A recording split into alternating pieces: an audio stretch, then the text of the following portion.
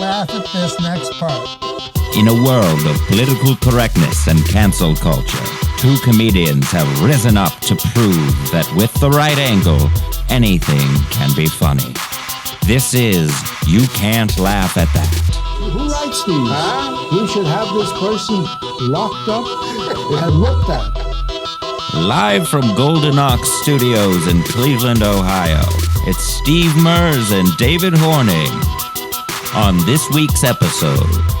I mean, when I say his name, sometimes I know whether it's going to go good or not. Mm-hmm. Because either like that first joke, like that 50%, 50%, 100%, if that doesn't go good, like most of the time people are like, I'm probably in a very liberal crowd.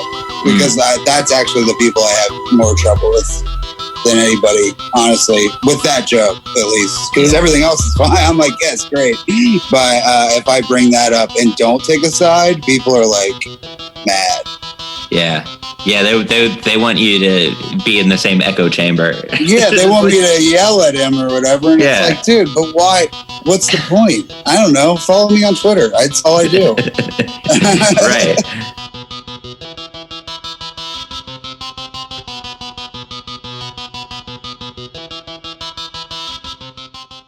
You can't laugh at that. You can find us on Patreon, patreon.com/You Can't Laugh Pod. We post full unedited videos of these episodes that you can't find on any podcasting platform. Pretty soon we're going to start doing quick videos summing up these episodes that we've already done. And in the future, we're looking to bring in psychologists, humor experts, comedy club bookers for little mini episodes that will be exclusive to our Patreon. So patreon.com/You Can't Laugh Pod, become a patron and benefit from all of these extra funnies. You can't laugh at that. We tend to like pay attention to the negative feedback first. Like that sticks out. So I do like business speaking, and I presented at a conference, and I always ask them to send me the evaluation, like the feedback that they get from their people. And I had one where it was just all good stuff. And then I found the one that was just said, David is not as funny as he thinks he is. And that's it. And that one stuck with me. All the other ones like had reasons why they enjoyed it. And like, I'm going to go back to work and try this thing that he said. But that one negative thing, I was just like, who are you? That wasn't even you doing comedy. That was a business speaking thing. So it really hurts you twice because you are a comedian. You know what I mean? Like you're like, what the fuck? Yeah. Have you seen my act? Why are you saying this to me? Let me send you my videos of everybody. You want that guy? No. Look at my Twitter. It's great. I got some good ones on it. No, that's everybody was laughing too. So I was like, who was it? Like person going through my memory. Like, did you send that one in? David's not as funny as he thinks he is. Yeah. No, and so what I've done over the years of just like basically my entire speaking presentation now are stories about how I've like gotten through bombing and like overcoming like the shit that I've put myself through, and people love that. Yeah, dude, I'm sure. Yeah, people love bombing stories. I mean, there's a whole section on Jimmy Fallon's on the Tonight Show that was just bombing stories. They used to do it like every week. Yeah. Just like people talking about their worst shows. People love to hear about people having a bad time. Right? Yeah, man. I had a show once where I was bombing for like 10 to 15 minutes. And the guy before I went up went, oh, I want 23 minutes out of you or 25 minutes out of you. And I was like, yeah, I'm going to do my Comedy Central half hour, so don't worry about it. Before I got up there. And so I thought he was kidding. So I went up and I'm eating shit so hard. And I'm like, all right, everyone have a good night. Because I thought I got the light. And I got off stage and he grabs the mic and goes, that's it? Yeah. He's like, well, I wanted 25 minutes. I was like, I can come back up if you want, but he's like, yeah, I want you to come back up here. He's saying this into the mic. We're having this conversation while he's on stage talking into the microphone. He made me go back up, and I stood up there for another 10 minutes explaining to everybody in the room The only reason I'm up here is because he wants 25 minutes.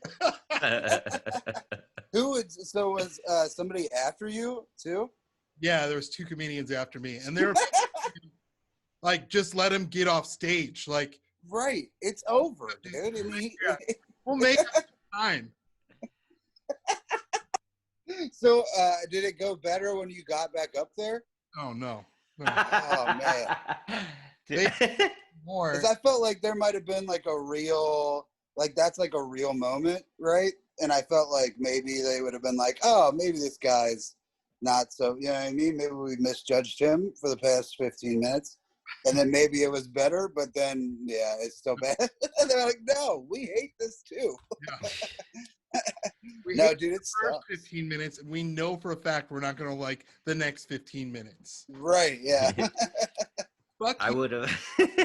On the show. Yeah, that's happened to me. I mean, I've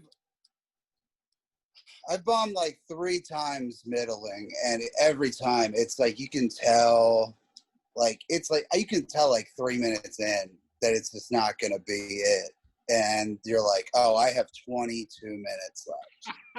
These people fucking hate me, and then it's like real. Like the first time I bombed middling, I was having like it was my first time middling. It was a couple years ago, and I was like crushing all week, and then I fucking get up there. It's the last show of the weekend. I'm like, all right, hell yeah, I'm gonna fucking rip it.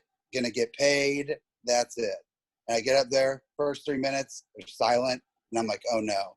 And then I'm like, you guys hate me. And then they were like, yeah. And then the 22 minutes, just sweating, just standing in silence for a long time.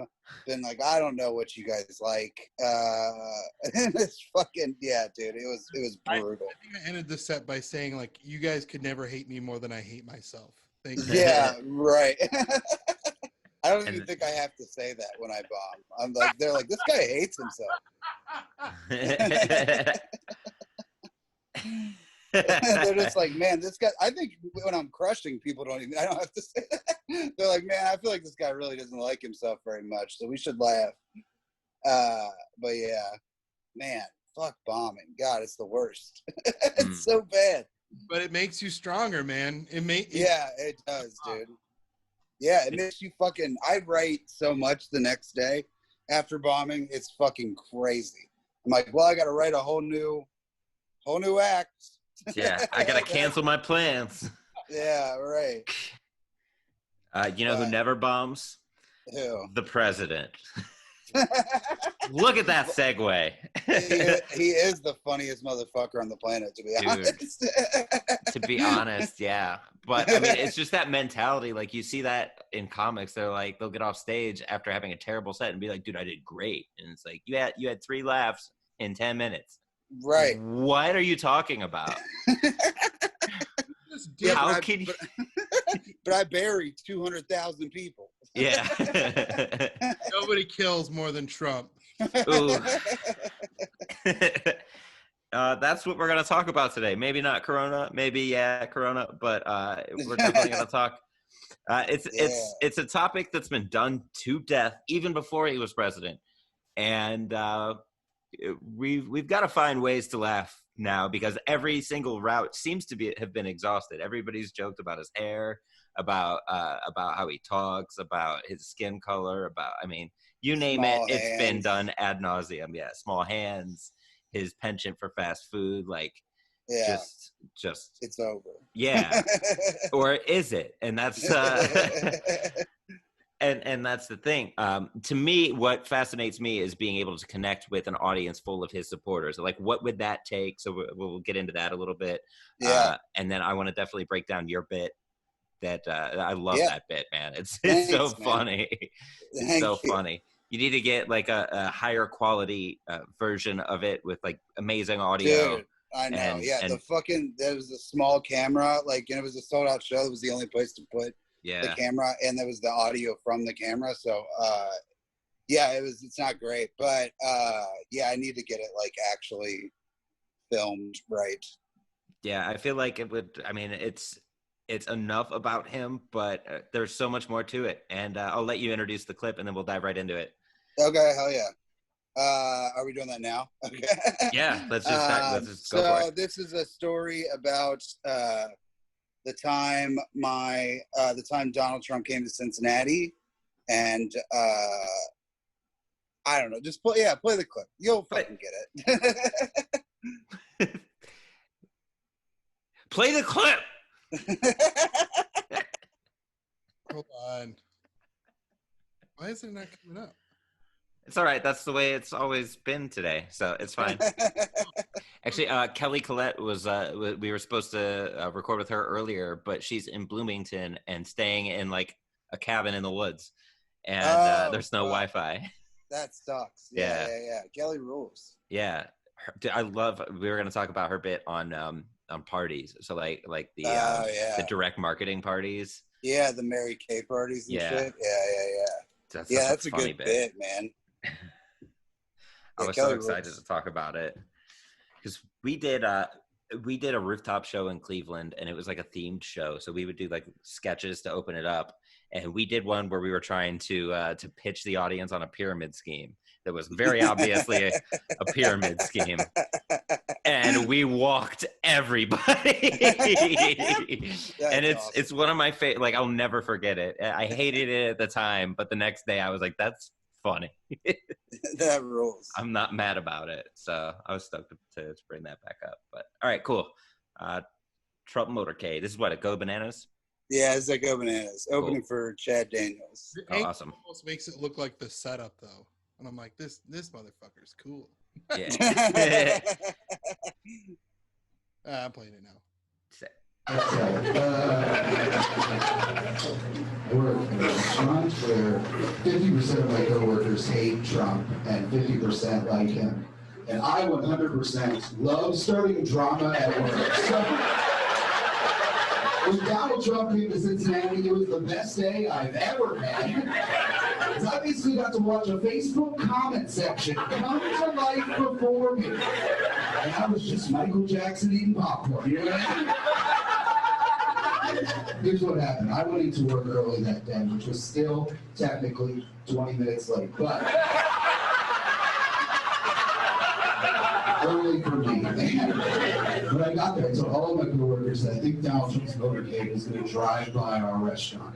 Because I knew when I said that, they would instantly start talking and arguing and forgetting that I was late. So start some shit, cover my ass. You know what I mean? What I didn't anticipate is that 2 hours later, the motorcade would drive by our restaurant. And dude, when I saw that, I got so excited, I could feel my heartbeat in my asshole. You know what I mean? Immediately, 4 of my coworkers sprint outside to greet this motorcade. 2 that hate Trump and 2 that love him. Now, the 2 that hate him, they're teenagers, right? They're flipping off the motorcade. Fuck you, kid. The other 2 are super old. They're like, 4 more years. And while this is happening, I notice this is not Donald Trump's motorcade. It is a funeral procession.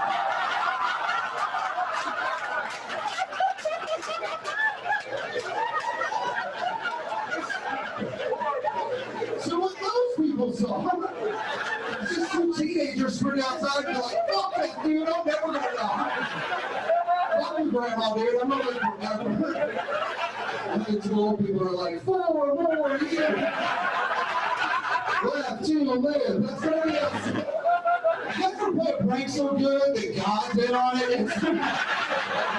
He's like, just get him outside and I'll take care of the rest. That's so funny.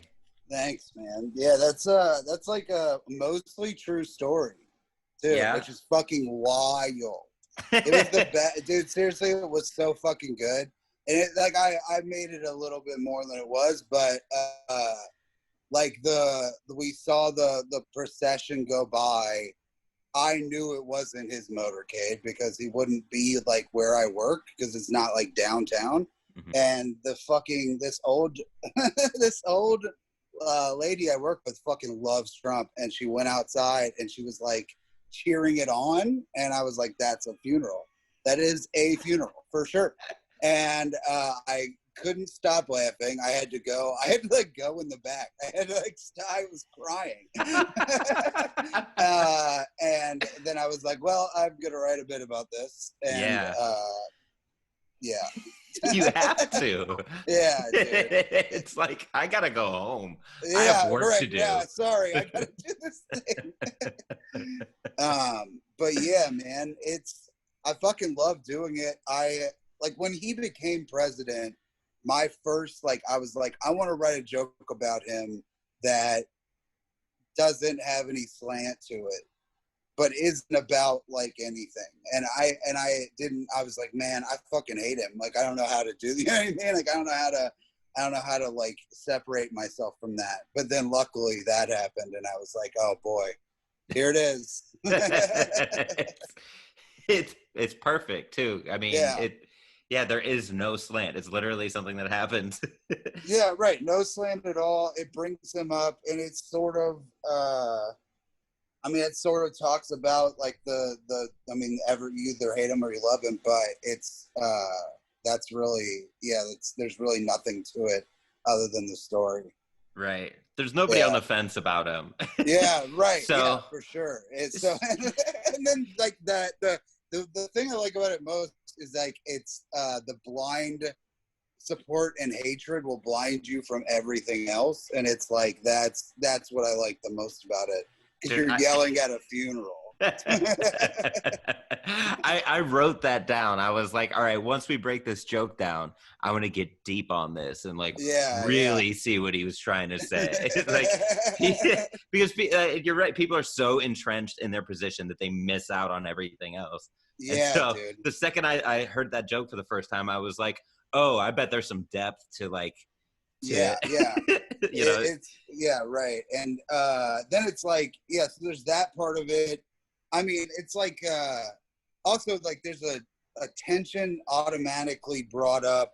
I mean, when I say his name, sometimes I know whether it's gonna go good or not. Mm-hmm. Because either like that first joke, like that 50%, 100%, if that doesn't go good, like most of the time people are like, I'm probably in a very liberal crowd, because that's actually the people I have more trouble with than anybody, honestly, with that joke, at least. Because everything else is fine. I'm like, yes, great. But if I bring that up and don't take a side, people are like mad. Yeah.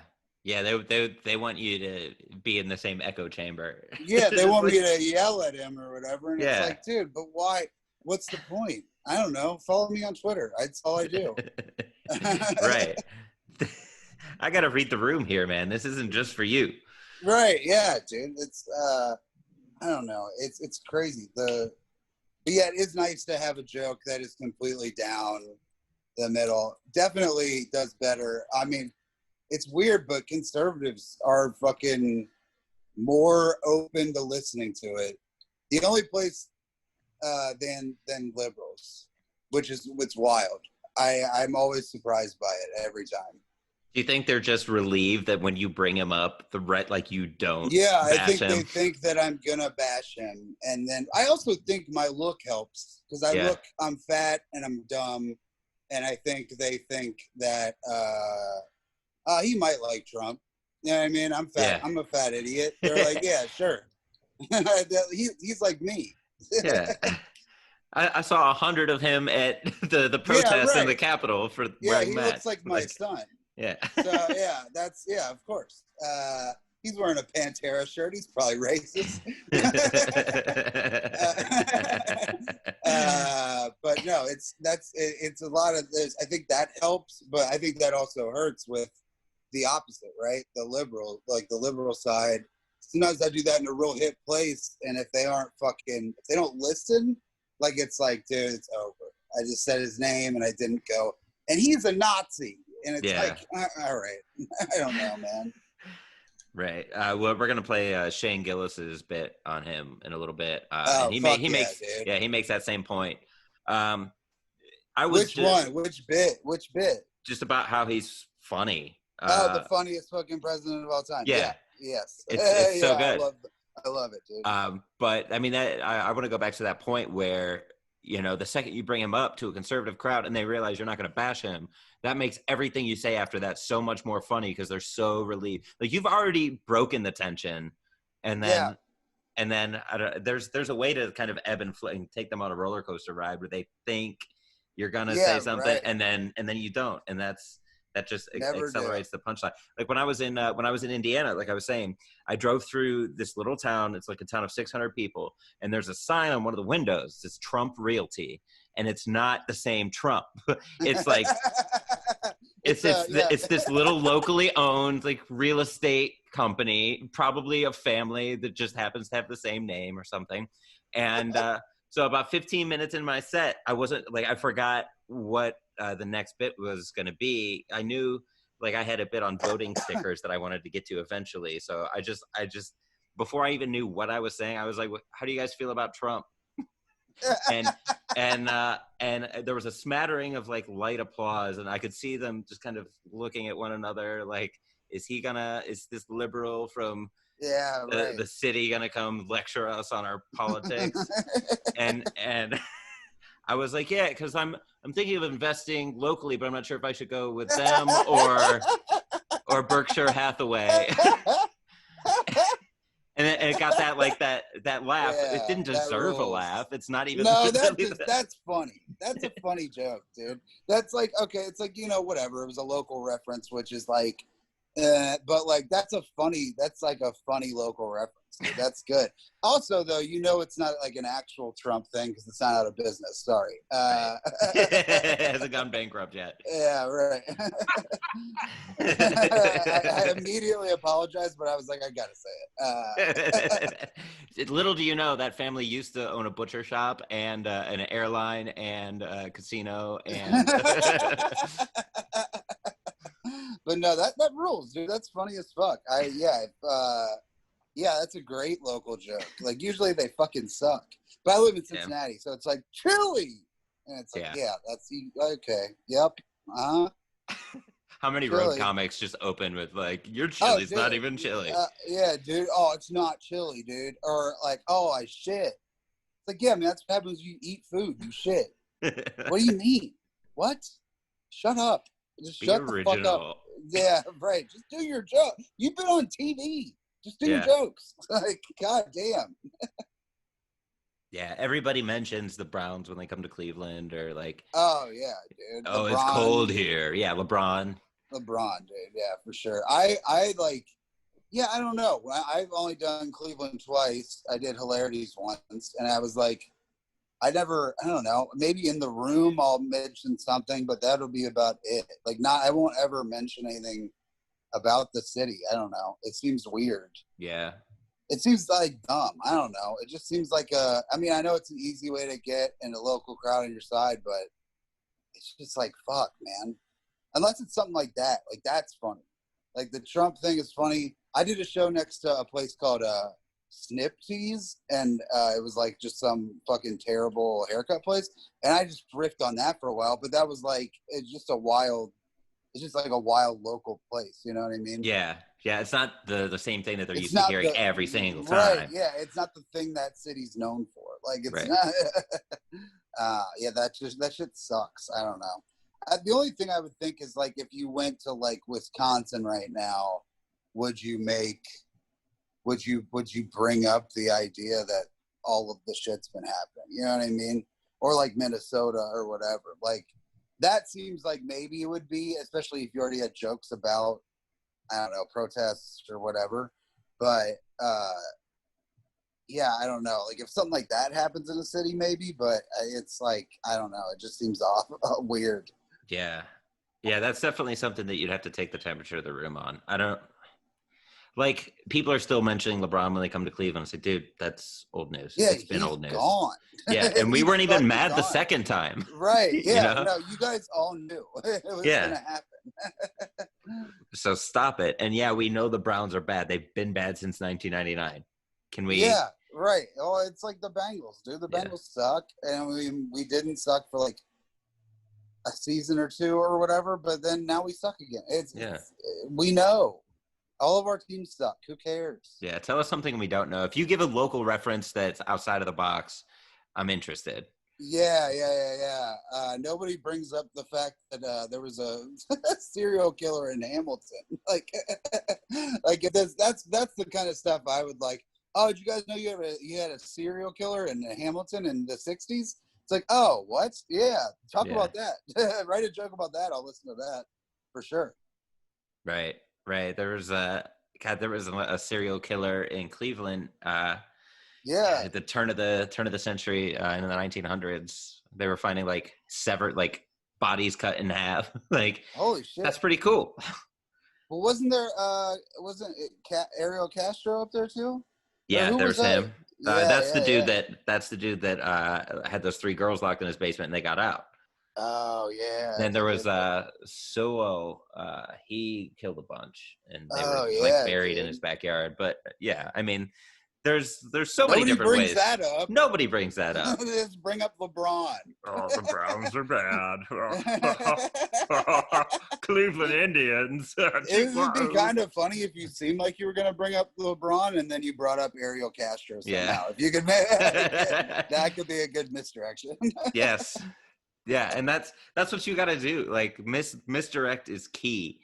Yeah, especially you do that 50% when you talk about how 50% of the people you work with love Trump and 50 hate him, and you 100% love messing with people. So it's right.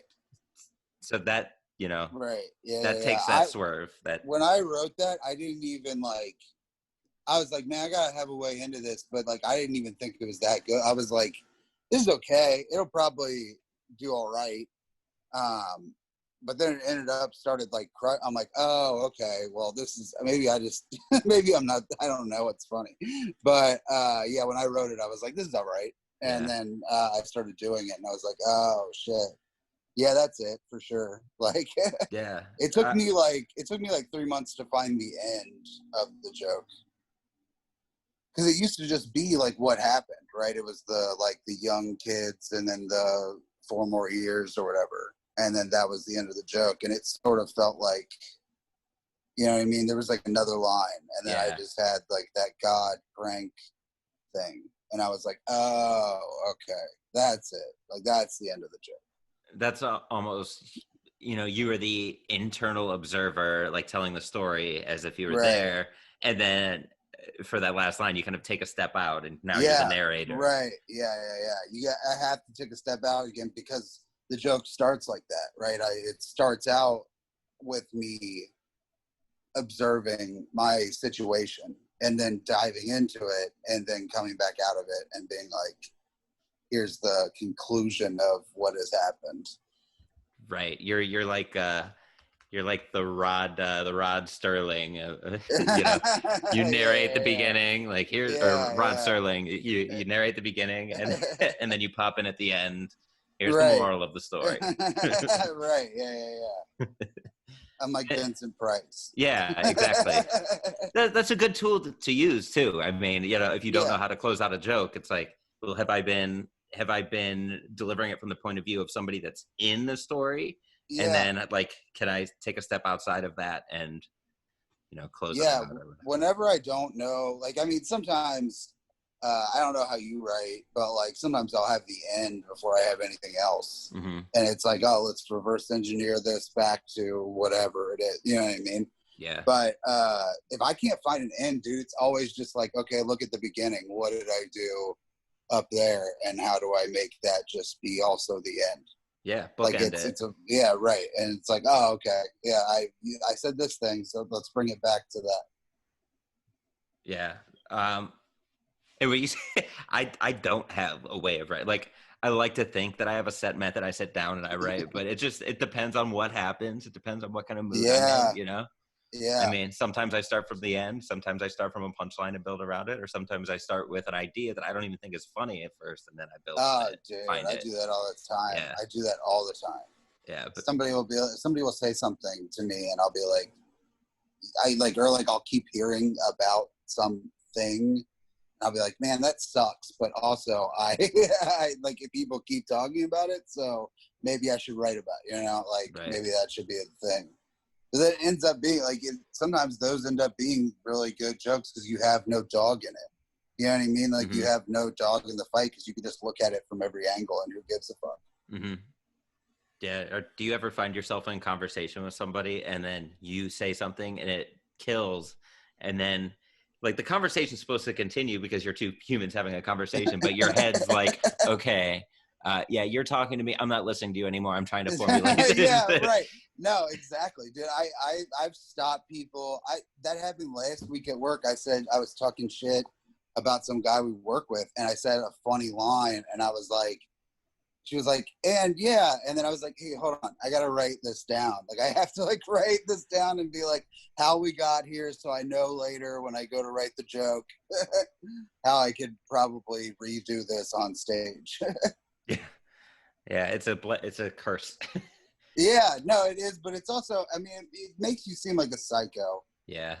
In the moment, but then I don't know. People usually get it. They're like, okay, like maybe my girlfriend doesn't get it as much, but because she's like, hey, we're talking, and I'm like, yeah, but like, Right. but something funny happened. Like, this is my job. Right. The other night, I was having a conversation with my girlfriend. We were talking about how if Biden wins, Trump will resign so that Pence can pardon him before Biden takes office. And I don't know. I said something like how Mike Pence's face, like all of his facial features are so close together.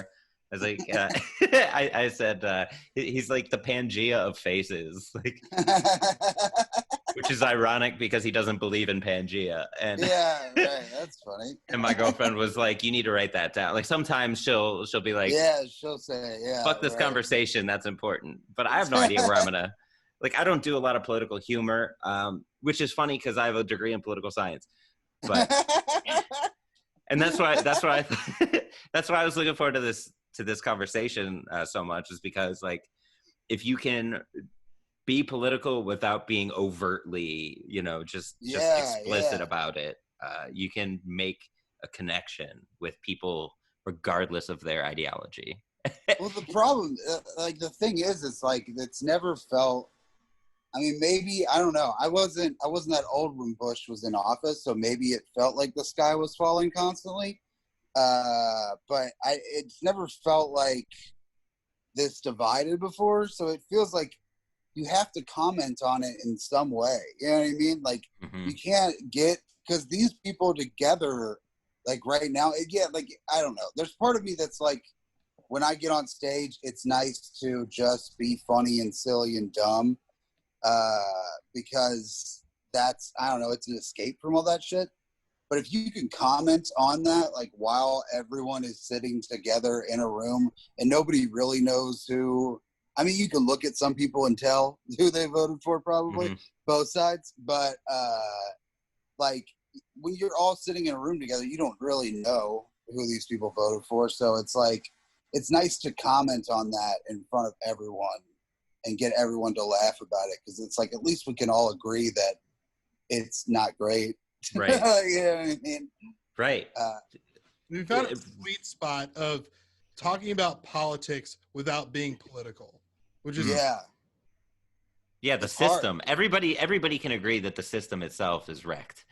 Right. So if you can start in like a common place and then work your way out, I feel like you can bring a whole room of different minded people together.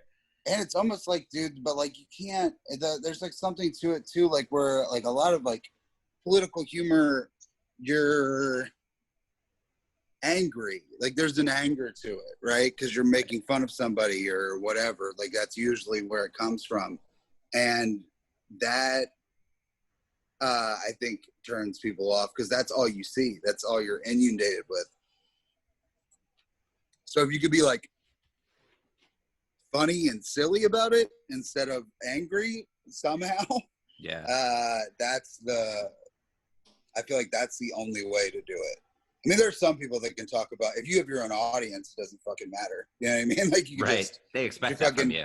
Yeah. If you're Patton Oswalt, you can be like, Trump's a fucking dumpster fire. Or like David Cross, like his whole special's about Trump. But it's like, that they're all, super liberal. So it's not hard to, it's not hard to go up there and be mad. Right. Weigh in a little bit on what Jim Gaffigan. I assume you've been paying attention to that because if you're a Canadian and that's very relevant.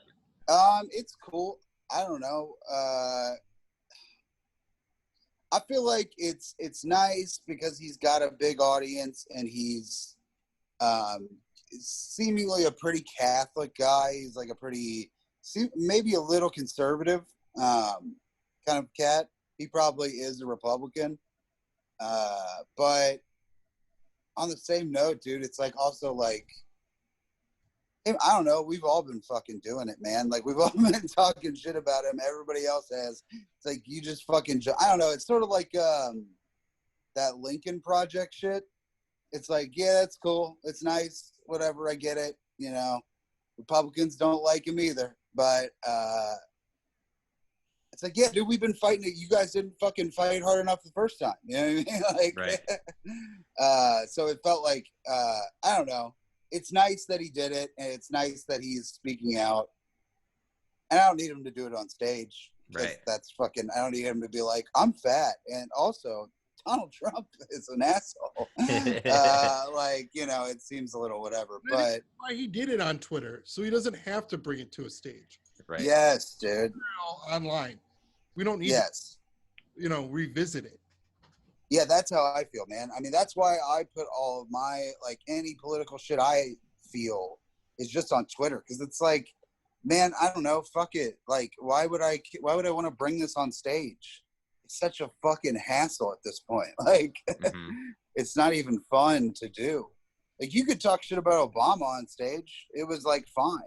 I mean, I didn't do it, but, like, that was, like, when I was just starting. But it was, but like, people did that. Like, they talk shit about him droning countries and whatever, and everybody was sort of on board with that. But it's also because I think there wasn't, I don't know, just, I mean, there was a strong hatred for Obama, but it was like a bubbling up of, you know what I mean? Like, it was in the fringes of those people being super racist or whatever, you know? Yeah. Well, and also we're not being inundated with it back then. Right. Like, Yeah. now it's just constant barrage of, oh, did you see he did this and then they did this, and it's just all day. The 24-hour news cycle has become more of like a 60 minutes, like every minute there's something new versus every hour there's something new. It's insane. Dude. It's overwhelming, and people want to get away from that when they're at shows. Yeah, and when you're at home all day. Like, when you during the pandemic, it's like, what else are you gonna do? You know what I mean? Like, when you're waiting for the president to talk at 5, because what else are you doing? You're just sitting. I guess I'm gonna watch Tiger King or something, and then you watch the president deny the thing that's making us stay inside for 3 months. You know what I mean? Like, right. So I think that made it worse. I think that's why everybody is so hyped up about everything. I mean, also everything's terrible, but there's that too. Yeah, now we have this magnifying glass that just now we see it. Right. When you see everything constantly, you're like, oh yeah, that's why George Floyd's death was such a big deal. You know what I mean? Everybody saw it happen in real time. And then it was like, holy fucking shit. You know what I mean? Like, we're all like, oh my. Not there anymore. Like, you know, sports are gone. I don't have to going to work every day. I don't have to. The only thing I really have to do is go grocery shopping, which I can only, I bulk shop. So then I only have to do that once every 2 weeks. So there's nothing better to focus on than the world burning around you. Right. Like, thinking like, this has got to get better soon, right? We can't just be sitting here for the next 2 months and then right around, and you're like, fuck, I'm still sitting here waiting for this asshole to do something. You know what? Dude. I've got time on hands. I'll handle it. Right. Yeah. It's getting rid of sports and getting rid of, you know, just everyday life. Now you're forcing people to be alone with their thoughts, and that's a scary place. So if I can project or, like, you know, take this thing, you know, something like George Floyd or something like the littlest thing that Trump says, like the hydroxychloroquine stuff and the, you know, inject bleach stuff, like, and run with it, that stops me from having to deal with my own thoughts. Oh yeah, dude. I'm surprised that the number one hobby wasn't taxidermy. Yeah,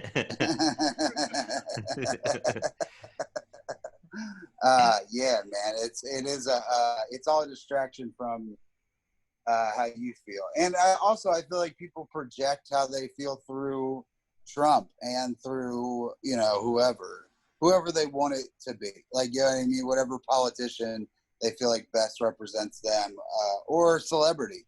Mm-hmm. Really, if it's Joe Rogan that you feel like, or Joey Diaz or whoever, you know what I mean? You're like, oh, he talks for me.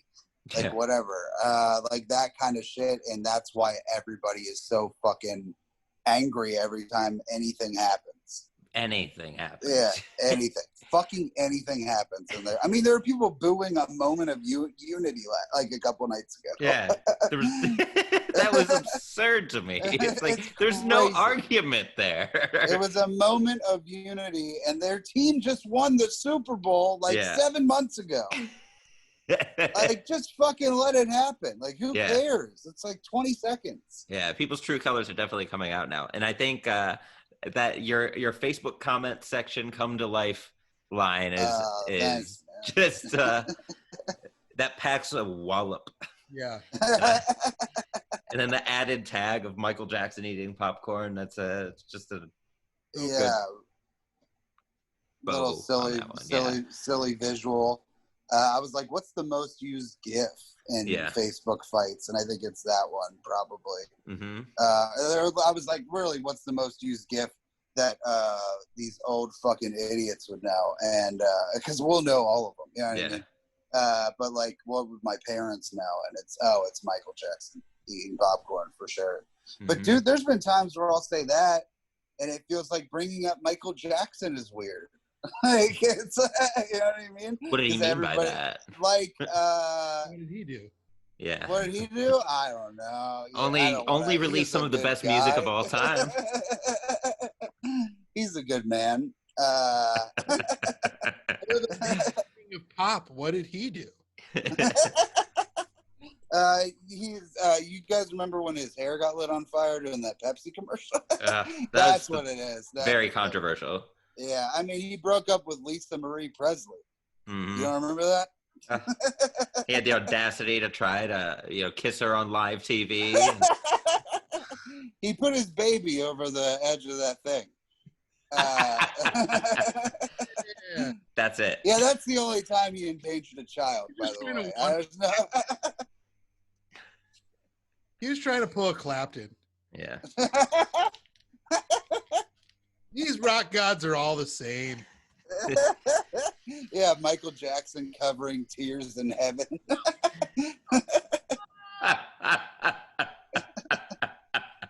That's funny.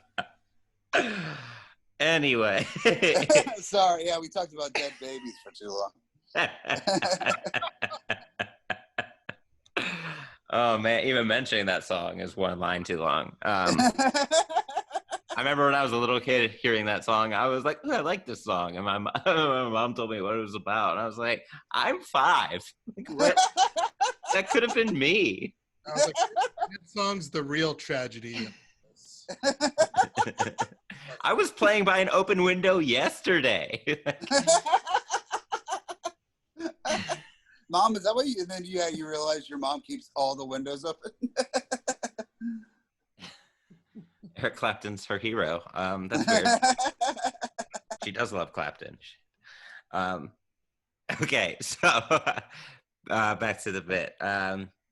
So you're 20 minutes late. Like, that's almost, it's a good setup. It's also a good introduction to who you are. I don't know, where do you put that in your set?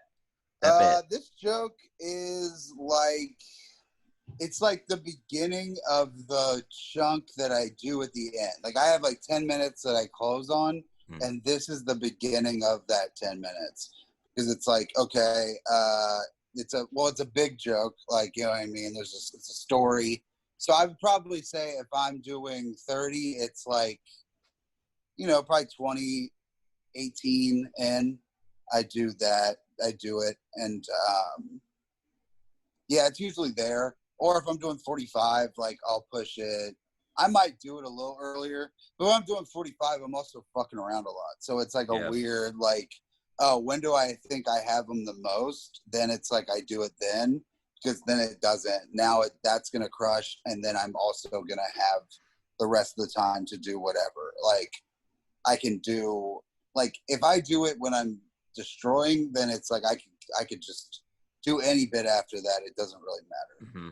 They're locked in because they're locked in. They're already with me, so it's like, oh, okay, now I can either, if I feel like that crushed too hard and I need a little fucking breather between, I can just like do some crowd work or whatever. You know what I mean? But yeah, I usually do it like before I do. Like I try to end my set with like 4 or 5 things I could close on, just so it's like, okay, this is a closer, this is a closer, this is a closer, you know what I mean? So it's just like boom, boom, boom, boom, build, and then eventually just the end. But sometimes, dude, it's like there's been sets where that'll hit so hard, and then I'm just like, or it won't at all, and I'm like, God, I'm glad I don't fucking close on this joke. You know what I mean? Like sometimes it's just like I did a show in Lexington, and it was a real young, liberal, cool crowd, and I was crushing, and I was like, here we go. Gotta do this Trump joke, said his name, and they were like, ugh, and it was like, oh boy. Like, so I had to like win it back after that, which was fine, but it's just, man, this like liberal crowds, it's like really hard sometimes to get them to just be like, no, guys, like how do you not trust me? I've been up here for 30 minutes. When did you think I was just going to be like, yeah, I fucking love Trump, guys? Like, I really love the joke and now I'm all paranoid that I might be like a closeted Republican. No, I think you're just a comic, dude. Yeah. That's just what it is. I'm fucking super liberal, and it's just like, guys, just listen, just like a little bit. You don't have to fucking, I swear, it's gonna go to a place that is good. It's not bad. But I think it's not necessarily the fact, it's just me not taking a stance. And that's what pisses people off, man. Yeah. People think woke. I'm a fucking traitor. Like, I'm not using my white privilege to take a stand against Trump or whatever. I don't know. Right. And that's why it can't, the political spectrum can't lean too far left, because then it's almost like, well, tell me how much you hate, like, why aren't you talking about how much you hate this thing? And it's like, there's so much more nuance. Right, dude. I mean, fucking sometimes I don't want to talk about sad, awful shit all the time. You know what I mean? Like, right. Somebody yelled at me on Twitter the other day because I made a joke about Nancy Pelosi. And they were like, this is fucked. And I was like, what do you mean? She sucks. Yeah. She sucks. So, like, I don't know, dude. Like, why can't you just also not be so, like, narrow-minded that you can't see that other people also suck? Like, I don't know, dude. It's so fucking weird. And it was just about, like, it was just some dumb, it was about that fucking blowout or whatever. Yeah. She had her hair done. And it wasn't even, like, really that mean to her. It was just, I don't even remember what it was. It was something dumb. It's just And then everyone freaked the fuck out because the salons are supposed to be closed. And they're like, oh, well, why can't I get my hair done too? And shut up. Yeah, it was like half making fun of her, half making fun of those people. And yeah, man, I lost like 5 followers because they were like, you're a traitor, Yeah, dude, it's fucking crazy. It is fucking, I once posted that, like, right when Biden got the nomination, I was like, man, it's okay to, like, not want to vote for Biden and vote for Biden. And that's literally basically what I said. And it was just that. And it wasn't anything more. And people got so fucking angry with me. It's such a privileged position to take. It's like, what do you mean? Why do I have to be excited? Yeah, what right? the fuck? What the fuck? I'm voting for him. God damn. What do you want? I can't imagine, because I'm not a Twitter commenter. I say what I want to say in my tweets, and that's pretty much it. Like, unless you add a comment that allows for some, like, positive conversation, right. I want to talk about ideas. I don't want to talk about, like, whether I'm right or wrong. You miss the whole nuance of it. Like, a good joke doesn't claim to be right or wrong. It's just full of nuance. Like, you should be able to pick apart even a one-liner. You should be able to take 10 minutes and have a conversation about, like, what you're really saying and, like, what else is there. There's, like, life is so complex and complicated. It's like looking under a microscope. There's just another layer. There's like a deeper layer. Yeah. It just keeps going. And to say it's either or is just so like you miss out on so much. Yeah. And see, the problem, okay, the thing is like, Twitter is not a place for nuance. Like, you can't have there is no nuanced opinion. It's either fuck you or fuck you. You know what I mean? Yeah. Like, there's no in between. But sometimes you feel like that. Sometimes you're like, fuck this. And then you just post something that's pretty fucking mean about whatever's happening. Yeah, because you're guilty. angry. Yeah, Right. Because a couple of days ago, I was fucking super angry about those tapes, those Trump tapes or whatever. And I posted some probably not funny like things, but they were just sort of mean. But like sometimes it's fucking, that's just what happens. There's plenty of nuance to Twitter. There's fuck you, there's fuck it, there's fuck that, and there's fuck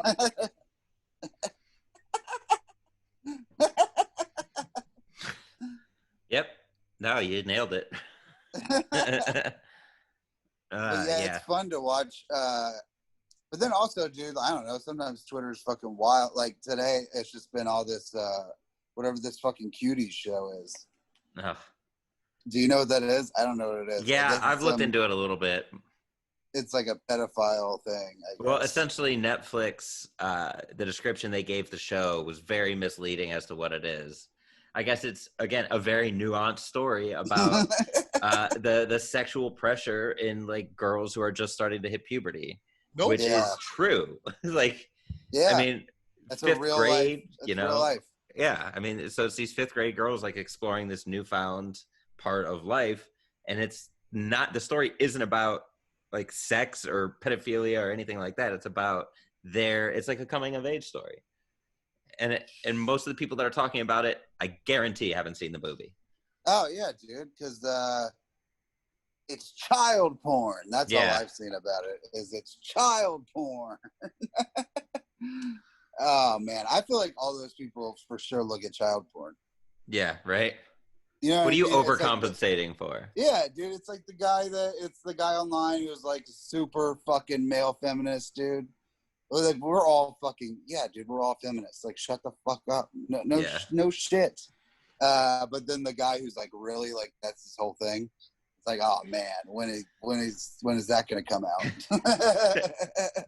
What'd you do? I mean, there was a time in my life where I was attracted to the 13-year-olds, but I was 13 years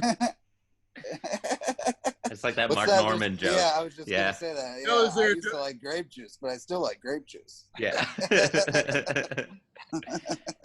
Really dodged the bullet there. Yeah.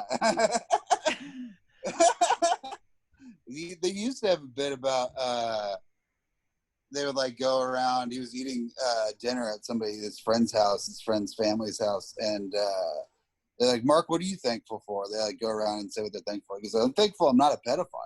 Yeah. And they were like, what? It's like, yeah, I mean, that's like the worst thing to be. They didn't choose it. And like that was like the beginning of that joke. Like it used to be. And I wonder if that actually happened. That's like a really funny conversation to me, to go around and be like, oh, I'm thankful for this food. Oh, I'm thankful for my family. I'm thankful I'm not a pedophile. If you ever have a conversation with him, that's literally like, that's how he talks. Oh yeah. Dude, it's fucking crazy. I've met him a couple times and it is just that. I'm fucking jizzing, jazzing, I'm gay, whatever. Yeah. Praise Allah. Yeah, right. Yeah, he's coming to Cleveland in like a month. So oh hell yeah, definitely gonna check those shows out for sure. I would love to get him on the podcast to talk about pedophilia. Talk about cuties. Yeah. What are your thoughts? He would do it. You know he would do it. Yeah. He does everything. Yeah. Dude, I guarantee if you message him, he will message you back. Yeah. Yeah. Do it. What is it? Well, I've worked with him before, so I mean. Oh, then definitely he'll definitely do it then. Yeah. So that's not a bad idea. That would rule. No, we've got who's coming on? Ryan Niemiller's coming on. He's funny, dude. I mean, I don't know. I like spreading the net outside. Like Cleveland's got some great comics, but there's so many other perspectives and so many other comics out there. What's going on here? What? No, I just like the idea of just interacting with other comics and learning from people that are outside of Cleveland, because it's such a limited community. Like, it's a great community, but there's only so many opinions and perspectives. Yeah, man, there's white people all over there. There's white men all over there that you can talk to. You should hit up Brent Terhune. Yeah, he'll do it. And he's got a fucking giant following. He'll share it and everything. For sure, dude. Jeff Tate's another one that I have on a list that I would love to have on. Yeah, dude. I can give you his fucking phone number if you want. I'll do it right now on the show. Is that a normal thing? Go ahead. That's not weird. Yeah. No, he won't care. If I tell him that, a comic's going to contact him about doing a podcast, he won't give a shit. Cool, man. That'd be great. I saw him open for Segura last year. And I was like, this is really fucking funny. Yeah, and man. I felt bad because so many people were just yelling out, like, bikes! And it's like, dude, listen to the opener first. We know you want to see Tom Segura, but you can't Yeah, right. You bought a ticket. Yeah. You know. Have you ever been to a concert before? It's not just like, and here's Michael Jackson. Like, no. You got to have the other four siblings first. Yeah, Tate rules, man. I get to do, he takes me out with him, and it's super fun. Super fun to watch him work. Yeah. Especially work something when he's so fucking high. He's just so high, and it's like, dude, how are you doing this? That's funny. Yeah, I saw, Ren was in Cleveland a couple weeks ago. I chatted with him, trying to get him on, and then we had Zach Wyckoff a couple weeks ago. So I mean, it's dude, Cincinnati's got a great scene, man. Yeah, dude, Cincinnati fucking rules. We got a lot of good comics right now. Rudick, Lee. Rudick, Lee. Those are the ones I know off the top of my head. There's a dude I do a podcast with, Jeremy Johnson. He's super fucking funny. Clinton Jacob. Yeah, dude, there's a bunch of people. A bunch of white guys that are real funny. Kelly, Colette, Anna Mazza. Yeah, dude, there's lots of fucking great comics here. Yeah, it's sad that I'm the most diverse thing in this podcast right now. We're just white guys solving the world's problem, and then Jeremy. The pale Arab. Yeah. I like to think of myself as discreetly ethnic. Yeah, dude. You need to explore that on stage a little bit more, man. You really should. That fucking I didn't even know, because you just look like me. So yeah. I'm like, oh, this guy's like me. He gets it. But no, yeah, you look like you'd hate yourself. And I do. And you do, right? I did talk about it a couple of weeks ago at Make 'em Laugh Mondays, because there was two white guys that went up before me, and then the host went, "Oh, I didn't realize this was the White Power Hour," and so I had to address it, which is a great burn. Yeah. And so I got up and I said that, and I had him right off the rip by saying that I'm not white, I'm just very pale. American, half Arab. And then went on a whole bit about how my dad had the wrong emotions when I was born because I was so pale. When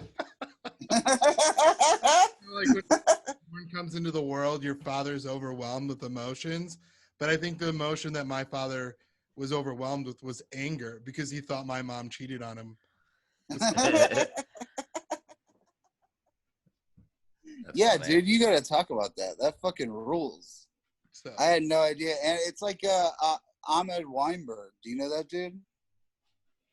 He's like he's half Jewish and half Arab, and he's like a redheaded ginger.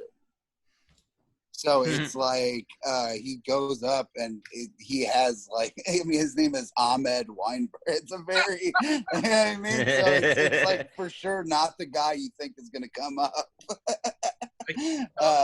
She needs to do that. She needed to do that for one of her kids, like Ahmed Smith.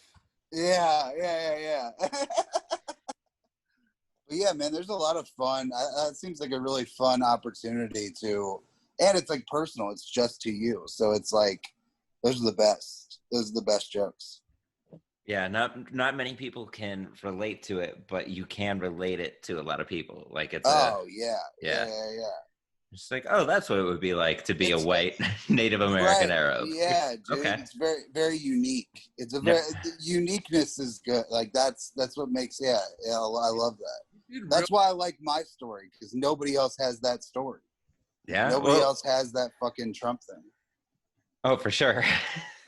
For sure. That's such a God. That's almost one of those things where like, I wish that happened to me, you know? Yeah, right. Yeah. It's so good.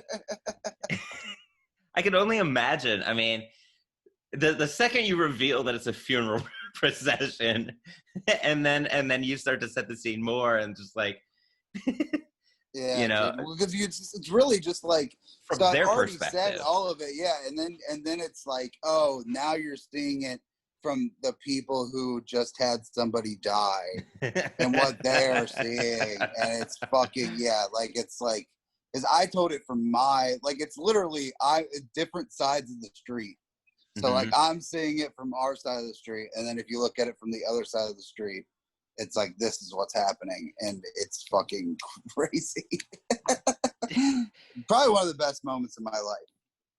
Oh, for sure. It was that did they ever realize that that wasn't Trump's motorcade? Yeah, dude, and I have not stopped talking about it since. Like they'll like say something and I'll be like, oh yeah, remember when you protested a funeral, you fucking piece of shit. It transcends politics. Yeah, again. Dude. Yeah, it was a very accidental Westboro Baptist Church thing to do.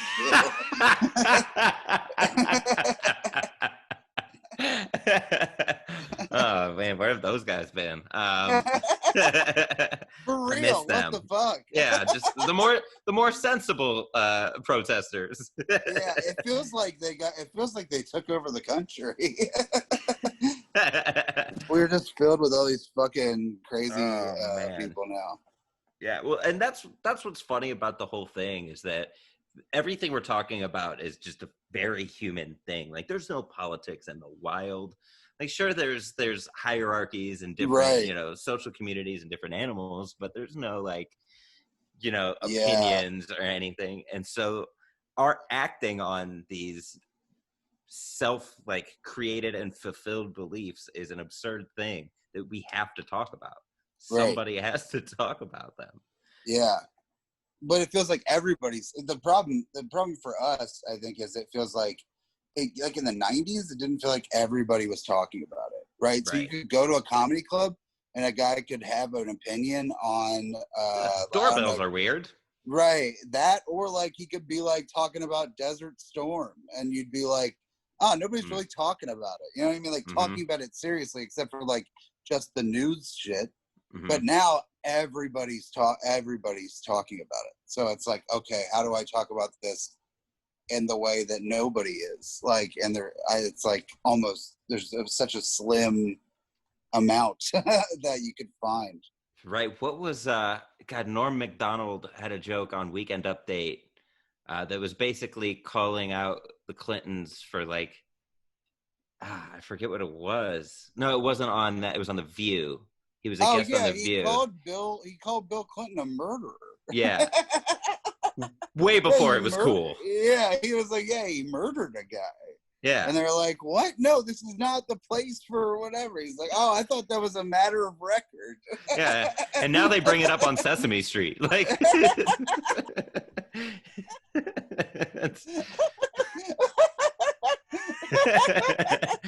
yeah, L is for Little St. James, which Bill Clinton was. Went to 27 times. It's crazy though. You're right. It's everywhere. It's on Sesame Street. Like Tucker Carlson is talking about how Elmo is trying to make sense of Black Lives Matter, and just it's everywhere. It's too much. Yeah, dude, it's fucking crazy. Turn it fucking off. Insane. But it's all we want to talk about. It's all because it it all feels important, but I feel like, you know, and it is, to an extent, it is important. Like being out, like I went to some of the protests, and being out there, it felt important at the time, right? And it felt good, and it felt whatever, and it felt like you were doing something. But it's like, I don't know, man, like there is an importance to a lot of it, especially like Black Lives Matter stuff, but man, some of it, like some of the Trump stuff, it's like, how important is it really? Like, are the tapes are important, like the tapes of him lying about COVID, is that important for us to know? Yeah, but like, really, is it going to do anything? No, nobody jumped ship because of that. You know what I mean? We didn't learn anything. We knew he knew. Like, yeah, we knew he knew. Yeah. It's just egregious to hear him say it. You know what I mean? Like that, it's like, holy shit. It's like, if he said the N-word, it'd be like, yeah, but like, oh my God, I can't believe he actually, you know what I mean? Yeah. It's like, there's still a little shock, but you know he does. Like, right. And then before he even made a statement on it, everybody was like, oh, he'll justify it some way. And then everybody will be like, on his side will be like, yeah. And everyone else will be like, no. And what happened? Same thing. Yeah, watching him riff that stuff. Yeah. During like press. And when he lands on something, you could see it click in his eyes. Like, it's like watching a stand-up, whereas it's like, yeah. There was a reporter, and he said something, and you could see him like, oh, that was good. Like, yeah. In his head. Yeah, I didn't. Oh. Yeah, I didn't want to cause. Well, first it was I didn't want to cause a panic. That was the riff that he was like, oh, I'm gonna fucking hammer this, and then I think he saw. I think, honestly, dude, sometimes when he gets himself in, like, really bad situations, I think he goes to, like, progressive Twitter accounts and, like, fucking sees what they're saying and then fucking, and then, and then twists it. Because the next day it was like, oh, if what I said was so bad, why didn't Bob Woodward come out with it sooner? Mm-hmm. It's like... That was the thing where he landed on, like, why didn't you report it? It's because you're the president. Who would report it? And also, if you have an exclusive, like, if you're having exclusive conversations with a guy, you don't want to drop a bomb after the first conversation. You want more. You want more. Right. And you're writing he's writing a fucking book. Yeah. No shit. But we already knew he was lying. Like, it's like, I don't know, dude. It's fucking, but people get their news from the president now. So it feels like maybe he should have said something. I don't know, man. Fuck. I went to school for journalism, and I couldn't even tell you what to do in that situation. By far been the dumbest presidential campaign on both sides I have ever seen. It is insulting from whether you're a Republican or Democrat. Everything you're being fed from both sides is insulting to your intelligence. Yeah, as an intellectual, it's so difficult to watch. It's like not even. It doesn't feel real. It never feels real. It honestly doesn't really even feel real that he's the president still. Like, it just feels like, I guess, sure, why not? Yeah. He's up there. He's talking again. Just clogging the airwaves, and it's brilliant. You know, there's so much noise that we're missing out on the important parts. He's if nothing else, master manipulator, dude. Mm-hmm. Oh yeah. And that's and he's funny. Yeah. That's that nobody wants to admit it, but he dude, I mean, when he won the election is when he said, if I were president, you'd be in jail. Like, that fucking walk-off riff. Yeah. With Hillary was fucking, it was it. That was, I was like, oh, cool. We're going to lose. Yep. She had nothing for it. That's a roast battle. It's a roast battle, dude. Oh my God. 1,000,000%. So are you familiar with that Shane Gillis? Dude, I love it. I've sent it to so many people. I think it's fucking brilliant. Yeah. Yeah, let's talk about it. Let's play it just for memory's sake, and then let's talk about it. I hope Jeff Ross is one of Biden's like staff writers now. Dude, Colin Quinn would be great. Oh yeah. Quinn. Did you guys watch Red State, Blue State? Yes. Yeah, yes. it's so good. Dude, all of his one-man shows are fucking amazing. The history of the world is so good. Mm-hmm. All right, let's. I haven't seen that one. I need to see that one for sure. But Red State, Blue State. When I watched it, I was like, this is what the world needs to watch right now. And just listen to, and it disappeared so quick because content. Right. All right, Shane Gillis. I think it's important for our country to admit one thing, like left or right. I think we need to come together and admit that he is funny. And then we can go from there, whether that's good or bad. I'm tired of having conversations with people that are like, there's nothing funny about this president. It's like, I don't know. During Hurricane Dorian, he tweeted out, maybe we should nuke it. That was a thing. That was a real thing. That happened this year, and everybody moved on. The president earlier this year was like, we got a big storm coming. You guys want me to fucking blow it up? And everyone was like, no. He's like, all right. Offers on the table. But he's funny, and I'm tired of people saying he's not. Like, it's crazy. He is funny.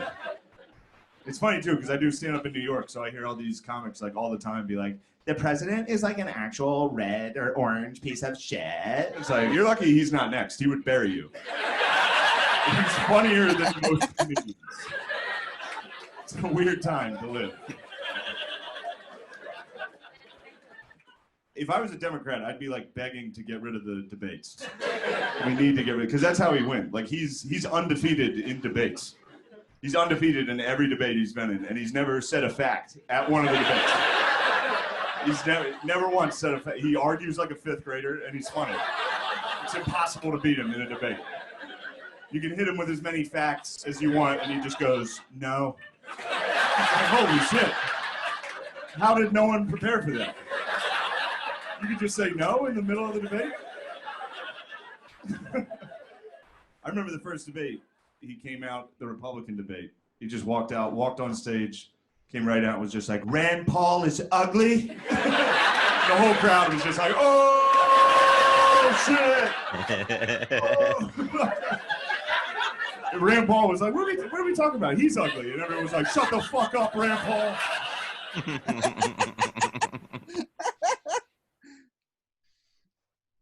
Damn. It's such a good bit. I watched, he fleshed it out a little bit more when he was in Cleveland. He talked about like how every week during the Republican primary, there was just one less person. He would just like hone in on one person. Jeb Bush, low energy. Like, that's brilliant. And then Jeb Bush is gone. Like Ted Cruz, Lion Ted, he's gone. Little Marco, he's gone. Like, yeah, one at a time. And then he just hammered it home over and over and over and over again. It's almost like as a comic, you know, if you want to make a point with a bit, you repeat like the central theme between jokes, so people are still following along, and that's in the back of their head as you tell the next joke. It's like, yeah, man, he's watched a lot of Chris Rock. Just repeating the premise over and over again, and then adding some tags, and then hammering it home. Just like you said, if I were president, you'd be in jail.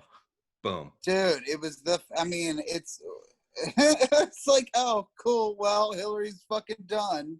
That's it. Yeah. I remember the night before the election, I was with Tate. I was with Jeff Tate. And I go, dude, I think he's going to win. There's no way. There's no way.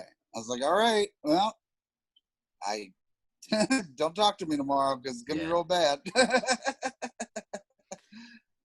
That's the thing is, you know, you listen to the media and it's all, you know, the coastal elite, and they don't take into account people that live in blue collar places where jobs have left. And so they're looking to somebody or something different. And the Democrats have let them down long ago.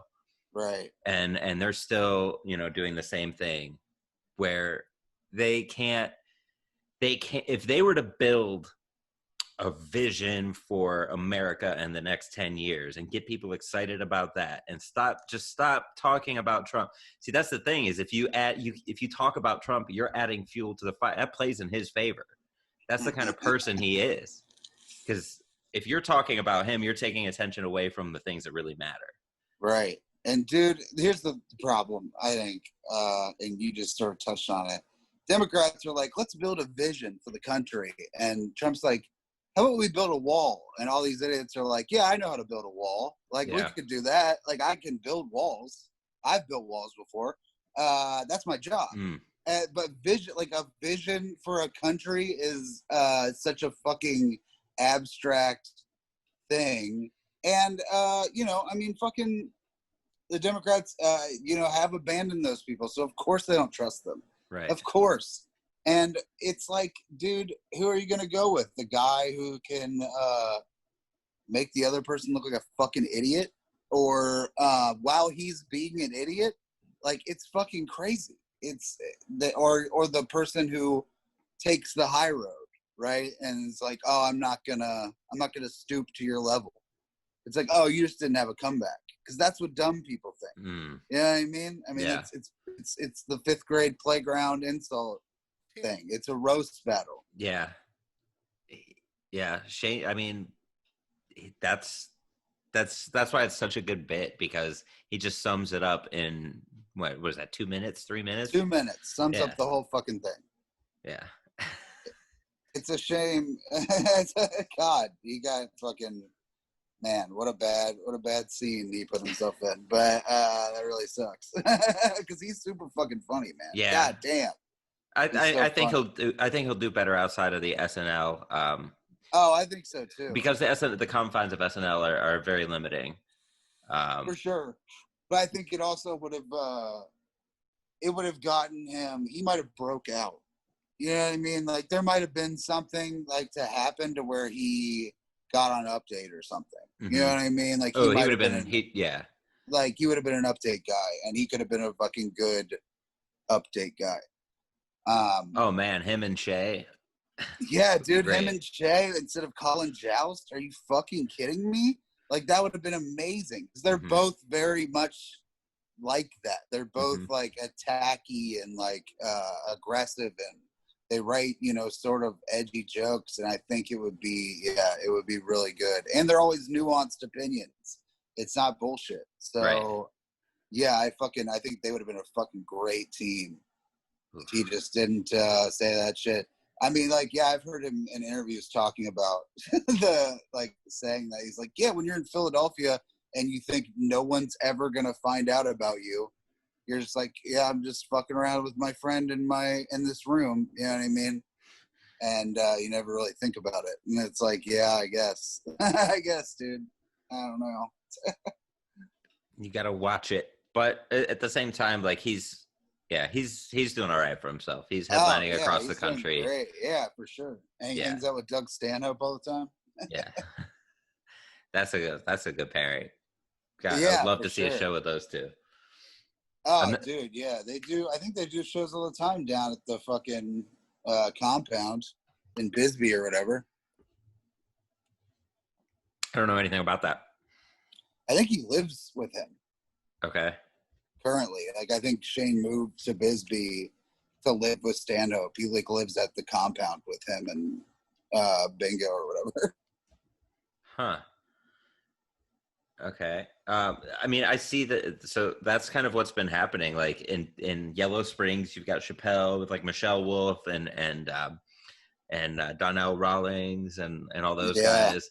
And then in Connecticut, it was a Bill Burr with like, you know, I mean, you've got these pockets of huge name comedians putting on these shows in nowhere. Is that what Stanhope's doing with? I think he does it. It's not like it's not super big or whatever. It's just like he will do a show. I think he just like honestly invites people in his town. He probably doesn't even charge them. He's a fucking, you know what I mean? He's a psycho. So he's like just wanted to get drunk with a bunch of people, I'm sure, and do some stand up. Huh. But yeah. Stand up adapts, man. It has to. You've been really active on Twitter. I mean, I know I've seen like those content aggregators stealing your stuff. Oh yeah. What was that, back in like December or something when that happened? Or that was it was more recent. It's happened. Yeah, it's happened a bunch. It happened, I think, in like April too. Yeah.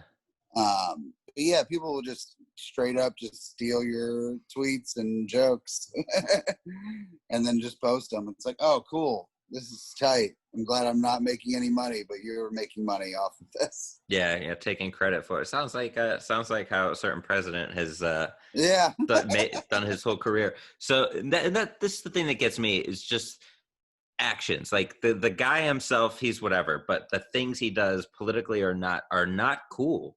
Like if he was your boss, let's just put this on a basic human level, like not the president, because that's a context a lot of people don't understand and can't like vibe with, because I mean nobody's worked with the president. But if you had a boss that blamed everybody that worked there when things went wrong, and then when things went well, he took all the credit for it, you would hate that dude. Yeah. Like you would hate him, but that's why I think there's such a high turnover rate, right? Like people either resign or they fucking quit or they get fired because he needs to blame somebody when something bad happens, so they fire somebody, or or people are sick of fucking the good things that happen not being given credit for it. So there's like, or probably the fucking vitriol they get for even working in that administration too. You know what I mean? I mean, your life is completely different when you align yourself. You are now complicit, right? Like that's like the whole thing. So I mean, I can't fucking imagine working for the Trump administration. How fucking bad that has to be. Just being a staffer for him or something. Jesus fucking Christ. No, just like you said, that's why there's such a high turnover rate. I love the quote. I work the seminar circuit, and you hear it all the time from speakers, like, people don't quit jobs, people quit managers. Yeah, man. 100%. Like Mark Cuban did an interview where he was talking about how Trump called him and just threw a bunch of his ideas at Cuban and was like, isn't that a good idea? And it's like, you don't give me a chance to, like, this isn't a conversation. You're just saying things at me. There's no substance to them. Right. Well, like that's not yeah. Pitch meetings. Could you imagine have you worked in a writer's room before? Yeah. It's the best because it's just people bouncing ideas off of each other and then coming together to like take this one idea that was all right. And then after, yeah, dude. And he's like, they're talking about how cabinet meetings are just Trump has all these ideas and he's looking to everybody around him to agree with him. And when they don't agree with him, that's like, if you do that enough, you're gone. Jesus Christ. Whereas what a president should do is bring in the best people in all these different fields, and then they give him their ideas, and he either signs off on them, asks them to elaborate more, or says no. And like that's how it's supposed to work. Like you're supposed to delegate and not do everything. And so like doesn't think he is Lorne Michaels. Yeah. but Lorne Michaels gives like good feedback to people. It's not like do what I say or you're fired. It's what if you did this? Like, or what if you did it this way? And then they come back with a new draft, and if it's better, right. I don't know. I just look at it from like a leadership standpoint. If it's not his idea or from someone in his family, he does not give a fuck. That's why he hates Jared Kushner. You know what I mean? He's not really a part of the fucking family. Like it's but he can't fire him because he's the father of his daughter's children. You know what I mean? But yeah, it's very odd. He's so fucking weird. This is something funny I saw yesterday. Did you see somebody like in Norway hacked into his account for like 2 minutes? No. His Twitter account with the password "you're fired." I'm not even fucking kidding. Was it spelled with the? It was spelled right. Okay, all right. It wasn't your fired. Yeah, it wasn't your personal fired. Yeah. Which would have been even fucking funnier. My fired? My fired. What happened? I mean, clearly it's like a very quick. Oh, somebody. I mean, I get a fucking notification if somebody logs into my account anywhere else, it's usually me, you know what I mean, on a computer or whatever immediately. So I imagine if it's the president, a bunch of people get a notification that he is, that someone else is logged into his Twitter with 85 million followers. Yeah. But it was a pretty funny, probably 30 seconds, I'm imagining. I bet whoever did it was like, what? No way. he didn't even have time to. There's no way they even thought that was gonna be. It was probably some dude that was like high or drunk. It was like, dude, there's no way that it's this easy. There's no way. Yeah. And they probably got in an argument with his friend and was like, dude, it's not, you're fired. I guarantee it. Let's try it. And then he fucking did. And he was like, oh my God, I'm in the fucking president's Twitter account. And nobody's ever tried it because they're like, he can't be that. No way. There's no way. I mean, which is sort of fucking brilliant that nobody else had tried that yet. Yeah. Nobody else in 4 years had tried that, had tried you're fired. He's been a Twitter influencer long before he was president, though. Right? I mean, yeah. 2011 or something. He got his first read, he or told. 2010. Yeah, he told Robert Pattinson to dub Kristen Stewart, and look how good he's doing now. Yeah.